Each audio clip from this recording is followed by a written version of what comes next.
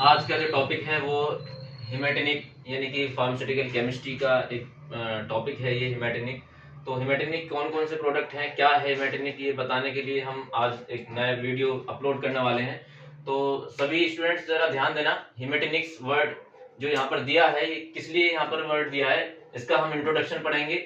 और हिमेटेनिक्स ऐसे कौन से एजेंट्स हैं और कौन कौन क्या क्या उनका यूज है वो हम आज बताएंगे। तो यहाँ पे एक बार लास्ट में वीडियो देख सकते हैं। हिमेटेनिक एजेंट्स जैसे कि ferrous sulphate, ferric ammonium citrate, ferrous fumarate, ferrous ascorbate और कार्बोनिल आयरन, ये हमारे हिमेटेनिक एजेंट हैं। ठीक है, हिमेटेनिक एजेंट एक ऐसे एजेंट हैं जो कि ब्लड के फॉर्मेशन को वो स्टिमुलेट करेंगे या फिर उसके ब्लड के प्रोडक्शन को वो इंक्रीज करेंगे।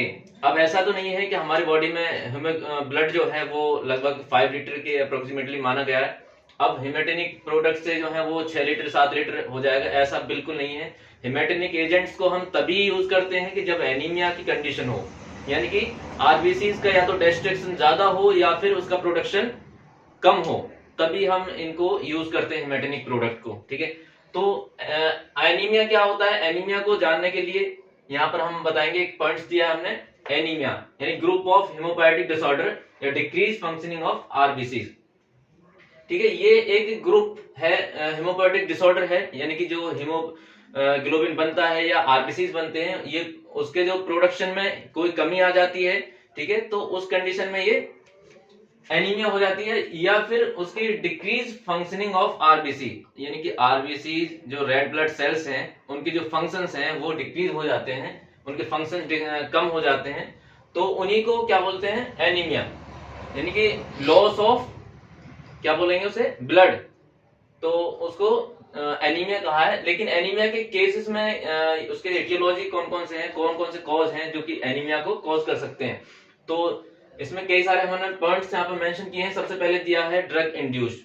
अब ड्रग इंड्यूस्ड, ड्रग की वजह से कैसे एनीमिया हो सकता है वो चलो हम बताते हैं। ड्रग, हम कोई भी एक ऐसे non steroidal anti inflammatory drugs लें या फिर कोई एस्प्रिन है, एनाल्जेसिक प्रोडक्ट है एस्प्रिन, वो क्या है कि ब्लड को थिकनिंग करेगा, यानी ब्लड को थिन करेगा, थिन करेगा। तो क्या होगा, अगर कोई भी इंजरी हुई है या फिर कोई भी इंटरनली ज्यादा हम उसकी कंसंट्रेशन बढ़ा देते हैं एस्प्रिन की, तो वो इंटरनली ब्लीडिंग कर सकता है। ठीक है, जिससे कि ब्लड लॉस हो सकता है। तो ड्रग की वजह से जो एनीमिया हुआ है उसको क्या बोलेंगे, ड्रग इंड्यूस्ड एनीमिया। नेक्स्ट है डिक्रीज आरबीसीज प्रोडक्शन, यानी कि आरबीसीज के बनने का जो प्रोसीजर है वो कम हो जाए, उस कंडीशन में भी एनीमिया हो सकता है। ये हम कॉज बता रहे हैं अभी, कॉज ऑफ एनीमिया। ठीक है, नेक्स्ट है disturbance in stem cells proliferation. Stem cells में ये जो बनने मतलब प्रोग्रेशन है या प्रोलिफरेशन है उसको वो डिस्टरबेंस हो जाएगा, तो भी ये एक एनीमिया कॉज करेगा। नेक्स्ट इंक्रीज आरबीसी डिस्ट्रक्शन, यानी कि आरबीसी का एक नॉर्मल साइज है, ठीक है, और वो ज्यादा अमाउंट में वो ब्रेक होने लगे, वो आरबीसी जो है वो डिस्ट्रक्शन यानी ब्रेक होने लगे, टूटने लगे, और फिर क्या होगा, क्रोनिक ब्लीडिंग होने लगेगी उससे, जिसकी वजह से एनीमिया हो सकता है, यानी कि कॉज हो सकता है। यानी कि इंक्रीज मतलब ज्यादा अमाउंट में, और आरबीसी मतलब रेड ब्लड सेल्स, डिस्ट्रक्शन मतलब टूटना या ब्रेकडाउन होना। ठीक है, तो नेक्स्ट पॉइंट देखते हैं इसके क्लासिफिकेशन। क्लासिफिकेशन में कौन कौन से इसकी क्लासिफिकेशन है, किस बेस पर हमने इसको क्लासिफाई किया। सबसे पहले टाइप 1 में अकॉर्डिंग टू पैथोफिजियोलॉजी में, पैथोफिजियोलॉजी के अकॉर्डिंग सबसे पहले जो दिया हुआ है वो ब्लड लॉस। ब्लड लॉस में एक्यूट के अंदर में जैसे शॉर्ट टर्मली कोई ब्लड लॉस हुआ हो, ठीक है, और आरबीसी का वहां पे कमी आ गई हो, तो उसको भी एनीमिया बोलते हैं। जैसे कि ट्रॉमा की कंडीशन में loss of RBC, GIT ulcers, अगर वो गैस्ट्रो इंटेस्टाइनल ट्रैक में हमारे अल्सर हो चुके हैं, ठीक है, यानी कि छाले टाइप के बन जाते हैं, तो वो जब रप्चर्ड होते हैं या ब्रेक हो जाते हैं, तो उनमें से ब्लड का फॉर्मेशन होता है या ब्लड रिलीज होता है वहां से, और वो उसकी वजह से क्या होगा, फिर एनीमिया कॉज होगा। जीआईटी अल्सर जो होते हैं ये एनीमिया कॉज करते हैं। ठीक है, दूसरा है हेमरॉइड्स। नेक्स्ट पॉइंट इसमें हेमरॉइड्स। हेमरॉइड्स क्या होता है, जो रेक्टली जो कैपिलरीज हैं, स्मॉल कैपिलरीज, वो ब्रेक डाउन हो जाती हैं, या रप्चर्ड हो जाते हैं, जिनकी वजह से हेमरॉइड्स। उसका दूसरा वर्ड जो है वो पाइल्स है। पाइल्स में देखा होगा रेक्टली ब्लड का जो है एक्सेसिवली रिलीज होता है वहां से, या एलिमिनेट हो जाता है, या फिर लॉस हो जाता है, ठीक है, जिसकी वजह से क्या होगा, एनीमिया, ठीक है। यानी कि ब्लड दोनों कंडीशन में ही, दोनों तीनों कंडीशन में ब्लड का लॉस हो रहा है। दूसरा क्रोनिक। क्रोनिक क्या होता है, क्रोनिकली जैसे कि ये एक्यूट कंडीशन थी, यही धीरे धीरे प्रोग्रेस होती रहे तो ये क्रोनिक में कन्वर्ट हो जाएगी। क्रोनिक में जैसे जीआईटी अल्सर, जैसे मैंने पहले बताया था, फर्स्ट में एक्यूट में यानी कि शॉर्ट टाइम के लिए जो है, कुछ टाइम्स के लिए क्या हो जाता है कि जीआईटी अल्सर्स हो जाते हैं, वो ही धीरे धीरे प्रोग्रेस हो जाए और बढ़ते जाएं तो वो क्रोनिक में बदल जाएंगे, जिसकी वजह से और ज्यादा हमारा हीमोग्लोबिन है या फिर आरबीसीज है वो एलिमिनेट हो जाएंगे, या फिर वो ब्रेक होंगे और लॉस ऑफ ब्लड की जो वहां पर कमी हो जाएगी, जिसकी वजह से एनीमिया हो जाएगा। नेक्स्ट है ड्रग इंड्यूस्ड।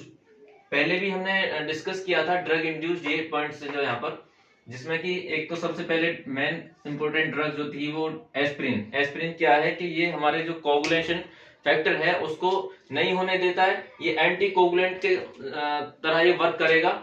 और वैसे एनाल्जेसिक प्रोडक्ट है ये, ज्यादातर देखा होगा सभी लोग जो है इसे जानते हैं कि एस्प्रिन क्या है, ये एनाल्जेसिक प्रोडक्ट है, non steroidal anti inflammatory drugs में ये आते हैं, ठीक है।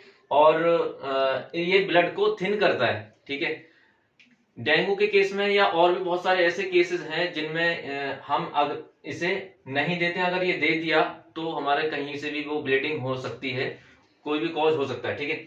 अब नेक्स्ट बात करते हैं इनएडिक्वेट आरबीसी प्रोडक्शन, यानी कि आरबीसी यानी रेड ब्लड सेल्स का प्रॉपर ना बनना, ठीक है। तो क्या होगा इसमें, फर्स्ट पॉइंट में देखेंगे न्यूट्रिशनल डेफिशिएंसी। न्यूट्रिशनल डेफिशिएंसी में decrease vitamin B12, folic acid और आयरन, इनकी जो है यहाँ पर कमी आ जाएगी न्यूट्रिशनल डेफिशिएंसी में। जैसे कि हम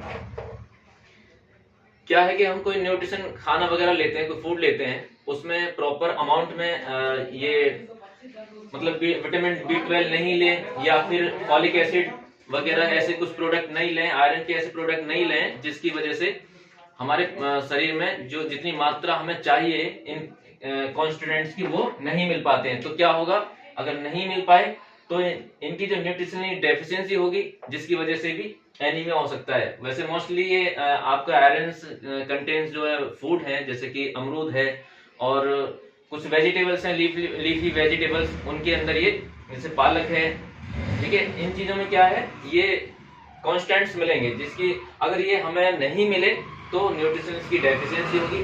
नेक्स्ट बात करते हैं erythroblast deficiency, bone marrow failure, chemotherapy. Next बात करते हैं अब बोन मैरो फेलियर। ये क्या हुआ बोन मैरो फेलियर, सभी को पता होगा कि हमारा आरबीसी का जो प्रोडक्शन हो रहा है वो बोन मैरो में हो रहा है।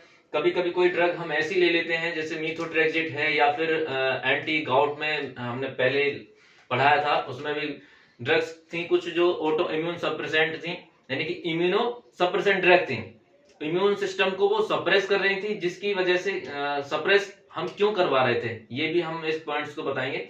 जैसे कि हमारी बॉडी में कुछ ऐसे केमिकल्स रिलीज होते हैं, या फिर जैसे साइनोवियल फ्लूइड की बात करें वहां पर, तो साइनोवियल फ्लूइड को जो हमारा इम्यून सिस्टम वो एज ए फॉरेन पार्टिकल से फॉरेन सब्सटेंस वो समझने लगता था, जिसके अगेंस्ट वो अपना एक्शन प्रोड्यूस करता था। एक्शन प्रोड्यूस क्या होता था वहां पर, वो वहां पर इन्फ्लामेशन कॉज कर रहा था। अब उसको हमें ठीक करना था, तो हमें ऑटो इम्यून सिस्टम जो था, यानी कि इम्यूनो सप्रेसेंट ड्रग हमें देनी थी वहां पर, जैसे कि मीथोट्रेक्सेट, ठीक है। तो वो क्या काम कर रही थी मीथोट्रेक्सेट, वैसे एज ए एंटी कैंसर भी वो ड्रग काम कर रही थी, लेकिन मीथोट्रेक्सेट उस जो एक्सेसिवली स्टिमुलेट हमारा इम्यून सिस्टम हो रहा था उसको सप्रेस कर देगा। अब सप्रेस कर देगा तो सप्रेसिंग की कंडीशन में हमारे जो इम्यून सिस्टम है वो बोन मैरो को भी सप्रेस करेगा, यानी कि बोन मैरो सप्रेस होगा तो डब्ल्यूबीसी, आरबीसी और प्लेटलेट्स का प्रोडक्शन भी वहां पर कम होगा, ठीक है। ये पॉइंट्स क्लियर हो गया होगा। कीमोथेरेपी में एंटी कैंसर ड्रग्स जो है वो सारी की सारी ड्रग्स जो हैं ये बोन मैरो को फेल कर सकती हैं या फिर उसको सप्रेस कर सकती हैं। नेक्स्ट है एंडोक्राइन डेफिशिएंसी। एंडोक्राइन डेफिशिएंसी सभी स्टूडेंट जानते होंगे कि एंडोक्राइन ग्लैंड्स क्या होती हैं, और एक्सोक्राइन क्या होती है, एंडोक्राइन क्या होती है। एंडोक्राइन ग्लैंड्स वो ग्लैंड्स हैं जो डायरेक्टली ब्लड में अपना जो हार्मोन्स को सप्लाई करते हैं। एक्सोक्राइन क्या है, वो मतलब डक्ट के द्वारा विदाउट ब्लड जहां वो अपना एंजाइम्स या हार्मोन्स रिलीज कर रहे हैं उनको एक्सोक्राइन बोलते हैं। और ये डक्टलेस होती है एंडोक्राइन। और एंडोक्राइन ग्लैंड्स जो है डायरेक्टली मैंने बताया था हार्मोन्स को ब्लड में रिलीज कर रही थी, ठीक है। जिसमें डेफिशिएंसी ऑफ पिट्यूटरी, थायराइड और एड्रिनल्स के जो हार्मोन्स हैं ये इनकी डेफिशिएंसी हो जाती है। कहीं ना कहीं ये भी एक ब्लड के फॉर्मुलेशंस को फैसिलिटेट करने के लिए रिस्पॉन्सिबल हैं, ठीक है। नेक्स्ट बात करते हैं एक्सेसिव आरबीसी डिस्ट्रक्शन, मतलब ज्यादा अमाउंट में आरबीसी का ब्रेकडाउन होना। तो क्या होगा, वो भी एक एनीमिया ही होगा, यानी कि प्रॉपर जो सेल है, जो नॉर्मली सेल्स का जो स्ट्रक्चर है वो नहीं बन पाएगा, जिससे कि एनीमिया हो सकता है। इसमें 2 पॉइंट्स दिए हैं, इंट्रिंसिक और एक्सट्रिंसिक। इंट्रिंसिक में G6PD मतलब क्या हुआ, ग्लूकोज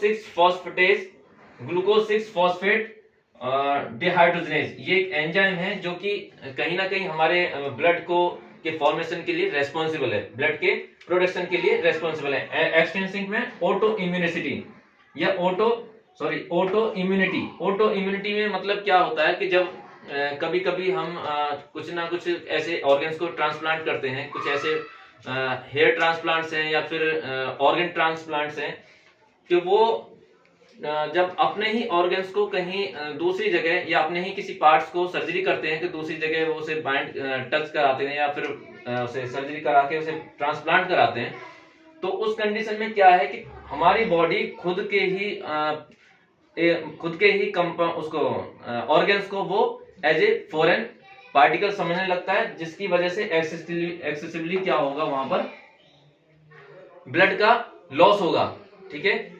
ये इसीलिए इसको एंट्रेंसिंग में ऑटो इम्यूनिटी यहाँ पर मेंशन किया है। नेक्स्ट बात करते हैं टाइप 2 में, यानी कि अभी क्लासिफिकेशन चल रहा था, अब टाइप 2 में according to morphology changing, morphological changing क्या होते हैं उसमें उसके अकॉर्डिंग यहाँ पर टाइप 2 क्लासिफिकेशन किया है। जैसे कि मैक्रोलिटिक में आपका डिफेक्टिव मैचुरेशंस, यानी कि जो आरबीसीज का जो बनना है, यानी कि जो आरबीसी बनती हैं वो डिफेक्ट हो जाती हैं, डिफेक्टेबल हो जाती हैं, जिसकी वजह से पूरा जो नेचुरल शेप है उसका आरबीसीज का वो प्रॉपर नहीं बन पाता है। Plus decrease production due to the decrease vitamin B12 और फॉलिक एसिड, यानी कि इसका प्रोडक्शन कम हो जाता है और साथ ही साथ कम हो जाता है, डिक्रीज होता जाता है विटामिन B12 और फॉलिक एसिड, ठीक है। नेक्स्ट है नॉर्मोक्रोमिक में रिसेंट ब्लड लॉस, ये रिसेंटली ही ब्लड का लॉस हुआ है यहाँ पर, ठीक है। उसकी वजह से क्या हुआ है, एनीमिया। नेक्स्ट है हीमेलिसिस, यानी कि हीमोग्लोबिन का एक ब्रेकडाउन होना या फिर उसकी सेल्स का जो है ब्रेकडाउन होना, या ब्रेकडाउन नहीं होना, अलग होना, ठीक है। नेक्स्ट है रीनल डिजीज, कुछ ऐसी प्रॉब्लम्स होती हैं रीनल्स की, मतलब किडनी की, जिसकी वजह से लॉस ऑफ ब्लड की जो संभावना ज्यादा होती है। जैसे कि किडनी स्टोन्स होती है, वो अगर कैलिक्स में फंस जाती है, वो कैलिक्स में से फिर और ज्यादा बढ़ने लगती है और वो फिर अपनी जगह छोड़ती है या फिर मूव करती है, तो वो वहां पर एक हील कॉज करती है, मतलब एक घाव टाइप की बनाएगी, लीजन्स टाइप की बनाएगी, और जिसकी वजह से ब्लड का लॉस वहां पर ज्यादा होने की संभावना होती है। नेक्स्ट है माइक्रोलिटिक प्लस हाइपरक्रोमिक, इनमें इस केस में क्या होता है, आयरन डेफिशिएंसी, और आयरन डेफिशिएंसी आप सभी लोग जानते हैं, आयरन की डेफिशिएंसी से जो है एनीमिया हो जाता है। दूसरा है जेनेटिकली अगर किसी को कोई प्रॉब्लम है उसके प्रोडक्शन के लिए एनीमिया हो जाता है। जेनेटिक में जैसे कि हमारा प्रॉपर इम्यून सिस्टम वर्क नहीं कर पाता है, ठीक है, यानी कि जो पेरेंट्स से चाइल्ड में वो प्रॉब्लम पहुंच जाती है और जिसकी वजह से जो हमारा ऑटो इम्यून है या इम्यून सिस्टम है या फिर बोन मैरो है वो प्रॉपर फंक्शनिंग नहीं कर पाती, जिसकी वजह से एनीमिया हो सकता है। दूसरा है sickle cell anaemia. Sickle cell मतलब एक ये हंसिया टाइप की जो है सेल्स बन जाती है, ठीक है, ये प्रॉपर इसका शेप नहीं बन पाता है। बंद करेंगे। तो सिकल सेल में हमने बताया था कि इसका पूरा शेप नहीं बन पाता है किसी कारणवश, ये किसी इन्फेक्शंस की वजह से ये इसका शेप जो है अधूरा रह जाता है, जिसकी वजह से सिकल सेल कॉज होता है, सिकल सेल एनीमिया हो जाता है। नेक्स्ट है इसका जो हमारे जो हिमेटिक एजेंट्स हैं वो कौन कौन से एजेंट हैं, जैसे कि ferrous sulphate, ferric ammonium citrate और फेरस एस्कॉर्बेट, फेरस फ्यूमरेट और कार्बोनिल आयरन। ये फार्मास्यूटिकल केमिस्ट्री में हमें आगे जाके पढ़ना है। मैंने इसलिए ये आपके वीडियो में जो इसलिए बताया है क्योंकि जनरल इंट्रोडक्शन एनीमिया का बहुत जरूरी है, आपको समझ में आना चाहिए। इसलिए नेक्स्ट जो टॉपिक होगा वो हमारा फेरस सल्फेट पर डिस्कशन होगा। फेरस सल्फेट्स के कौन कौन से उसके केमिकल स्ट्रक्चर हैं और स्टोरेज क्या है, वो केमिस्ट्री में जो जो सिलेबस के अकॉर्डिंग दिया है वो हम आगे बताने की पूरी कोशिश करेंगे। और आज के लिए बस इतना ही काफी है। Thank you so much.